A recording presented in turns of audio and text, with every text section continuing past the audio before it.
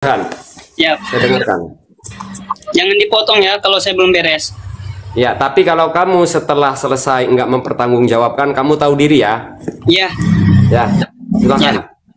Saya akan berguru lagi ke Kang Mahesa. Siap, Saat- udah mulai.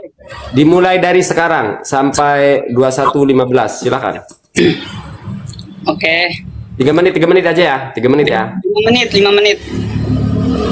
Ya, wis yo. 3 menit. Saya Udah dengerin. mulai waktunya. Bismillahirrahmanirrahim. Assalamualaikum warahmatullahi wabarakatuh. Waalaikumsalam warahmatullahi wabarakatuh. Kepada semua yang sedang melihat saya, sebenarnya saya tidak ada urusan dengan Kang Mahesa. Saya selaku Muhibin Cilongok. Pertama kali saya ketemu dengan Kang Mahesa di lift, saya mengaku sebagai Muhibin Cilongok. Saya bertanya kepada Kang Mahesa, cuma satu pertanyaan saya. Kang Mahesa, ulama mana yang harus saya ikutin?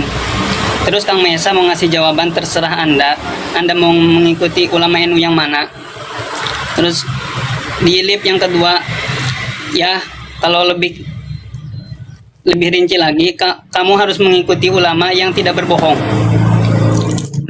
Itu di lift ada, di lift yang kedua. Kata Kang Mahesa, jangan ikutin ulama yang berbohong. Terus saya bilang, apakah emang Abuya Uci berbohong dengan ceritanya tentang Insinyur Soekarno datang ke rumahnya, ke ramahnya? Apa itu bohong? Kata saya. Kalau emang itu bohong, saya juga minta dalil dari Kang Mahesa. Kan itu belum tentu bohong itu juga. Saya percaya bahwa Insinyur Soekarno adalah wali Allah, sebagaimana yang dikatakan oleh Abuya Uci. Jadi pas datangnya Insinyur Soekarno datang ke rumah Abuya Uci, itu adalah karomah Insinyur Soekarno. Itu adalah karomahnya Insinyur Soekarno yang diceritakan oleh Abuya Uci semasih kecil. Abuya Uci menyaksikannya, karena terus Abuya Uci bertanya kepada ramanya, loh kok bapak kayak gitu, singkatnya kayak gitu, kok Insinyur Soekarno udah mati, kok bisa datang ke sini ya? Lah namanya juga jawab sama anak kecil ke Abuya Uci, iya bapak juga nggak tahu, aneh. Nah itu jawaban dari ramanya. Itu diantaranya. Intinya saya percaya bahwa Insinyur Soekarno itu adalah wali Allah sebagaimana yang dikatakan oleh Abuya Uci. Terus bagaimana caranya itu? Itu namanya karomah Insinyur Soekarno. Itu adalah karomah Insinyur Soekarno datang ke Abuya, siapa tuh namanya, Abuya Uci ya. Intinya gitu. Itu adalah karomah Insinyur Soekarno. Terus Kang Mahesa, apakah bisa membuktikan bahwa itu bohong? Bagaimana cara Kang Mahesa untuk membuktikan bahwa itu bohong? Saya yakini itu karomah Abuya, itu karomah Insinyur Soekarno yang dikatakan oleh Abuya Uci itu benar. Benar adanya, benar. Nah, saya minta pendapat Kang Mahesa, kenapa Kang Mahesa bisa bilang itu bohong? Udah itu aja. Sok, mangga dulu. Oke, berarti Anda pergunakan waktu Anda 3 menit dan isinya pertanyaan ya. Oke, sebelum saya jawab semua, disclaimer, Anda bertanya sudah isbat. Saya akan jawab semua pertanyaan Anda. Nah, Anda kan sudah isbat, menetapkan. Oke, jangan gunakan istilah Arab biar netizen paham. Anda sudah menetapkan sebelum bertanya. Maka saya analisa dulu ketika Anda menetapkan. Saya ulangi sekali lagi, Mak. Soal Anda meyakini, mempercayai itu hak Anda. Saya nggak punya hak untuk memaksa Anda. Jadi jangan diulang-ulang dulu. Saya percaya, nggak usah dibahas lagi itu artinya ya. Yang kedua, Anda ngomong itu karoma, maka wajar kan saya mempertanyakan had atau ta'rif ukuran karomah itu apa? Kan wajar karena Anda menetapkan. Berarti Anda dengan disiplin keilmuan Anda sudah memahami apa itu karomah. Maka saya tanya dulu nih, saya akan jawab semua nih. Jelaskan, jangan versi Anda karena Anda dan saya bukan ulama. Versi ulama karomah itu apa? Jelaskan. Jawab dulu. Di antaranya amrun khariqunil adat, perkara yang tidak sesuai dengan adat kebiasaan kita. Wajar dong saya jawab dengan ilmu saya. Saya bisa jawab itu. Ya, kalau Anda punya ilmu apa saya hormati. Saya tanya ibroh ulama, terserah dari kitab manapun. Oke, Anda menjawab bahwa karomah adalah amrun khariqun lil adat. Pertanyaan saya, dari kitab mana yang menjelaskan bahwa karomah itu adalah amrun khariqun lil adat? Silahkan jawab. Saya dengar dari guru saya. Apa salah ilmu yang disampaikan oleh guru saya? Jangan melebar dulu, Mang. Oh, jadi bahwa karomah itu amrun khariqun lil adat, ta'rif ya, hadnya ya. Ya, Bahwa saya amrun khariqun lil dengarnya adat. dari guru saya, meskipun belum tahu dari kitab mana. Jangan rocos, Mang. Ini lagi analisa, Mang. Ini kata Anda bahwa karomah itu artinya amrun khariqun lil adat. Itu karomah. Ya. Ternyata cuma katanya dari guru. Maka bantahan saya kepada Mamang, di kitab manapun itu belum bisa menjawab, Mang. Keterangan bahwa karomah itu amrun khariqun lil adat itu belum menjawab, Mang. Karena di kitab-kitab itu spesifik, karena amrun khariqun lil adat mah selain karomah juga ada. Ada namanya istidraj, ada namanya sihir. Kan kita bingung kalau Anda ngomong karomah itu amrun khariqun lil adat, kan bingung. Sekarang saya mau tanya, Mang. Musa, ini ketamsil ya, ketamsil, kecontoh. Rata-rata umumnya orang umur 6 tahun hafal Quran tidak? Adat umum kebiasaan. Orang secara adat orang 6 Iya. tahun nggak hafal Quran. Belum hafal. Enggak, pertanyaannya secara umum menurut sampean 6 tahun itu hafal Quran tidak? Secara adat, hukum adat, kita ngebahas hukum. Tidak. Oke. Oke. Berarti kalau begitu Musa hafal Quran 6 tahun berarti karomah.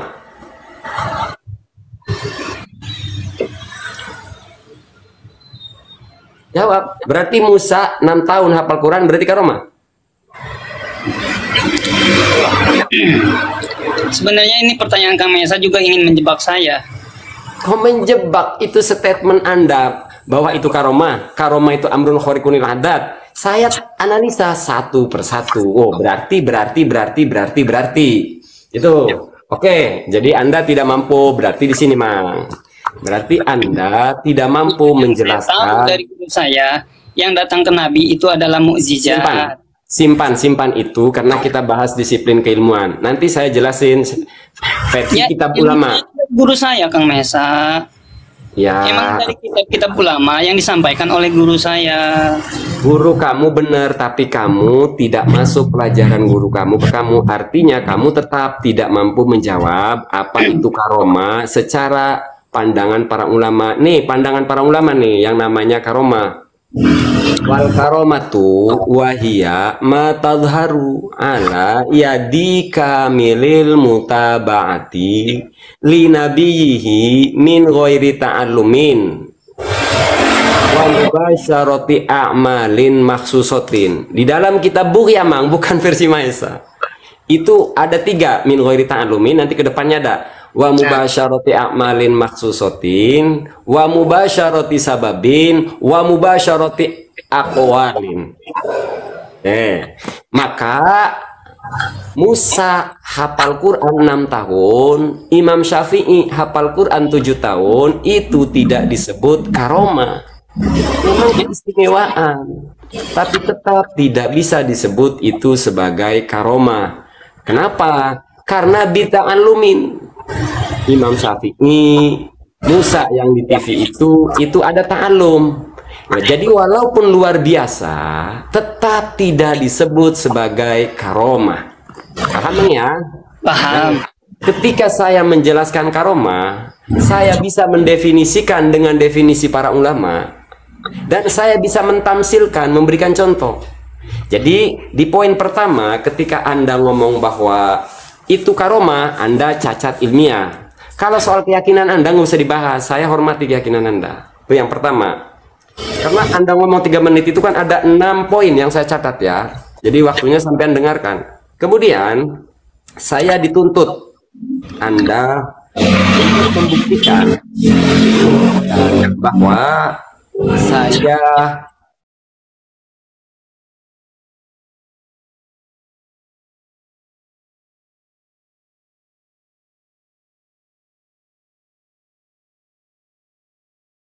Angka berpikir Anda tidak terstruktur dengan disiplin keilmuan, modalnya rasa.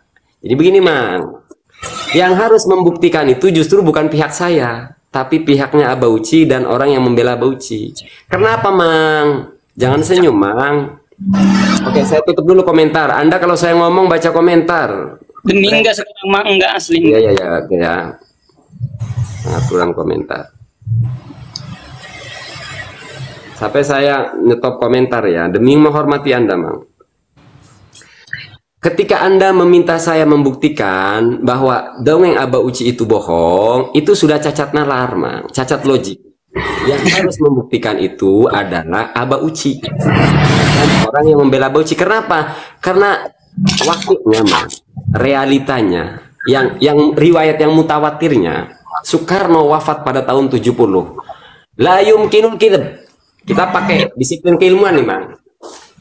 Anda tahu tentang khobar mutawatir? Tahu nggak? Belum, ajarin saya.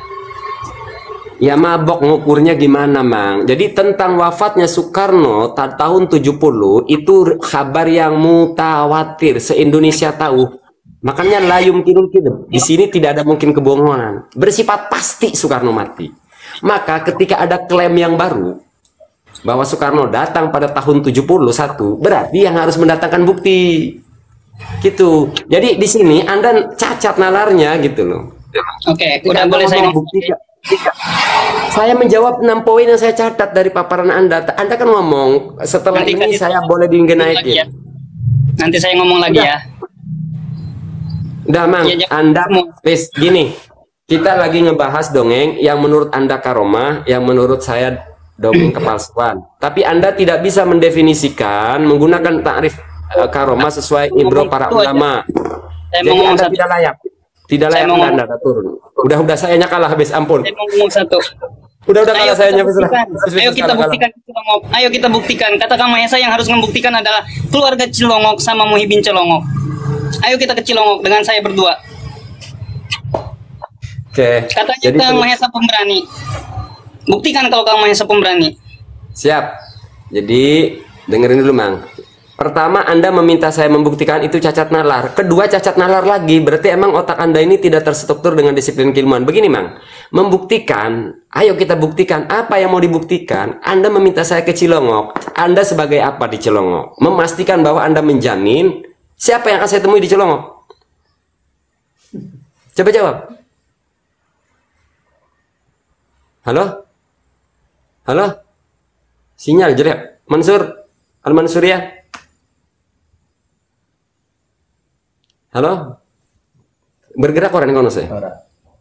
Kita ini bergerak ya? Bergerak. Waduh turun. Waduh. Komentarku dianukan. Kayak dibuka lagi. Kenapa sih Muhyiddin Cilongok selalu ngomong, ayo ke bawah ke Cilongok? Saya ke Cilongok nemuin siapa? Kalau mau ngobrol 4 mata, nggak mau saya. Ngapain? Nggak ada urusan pribadi. Ya itulah Muhyiddin Cilongok ya.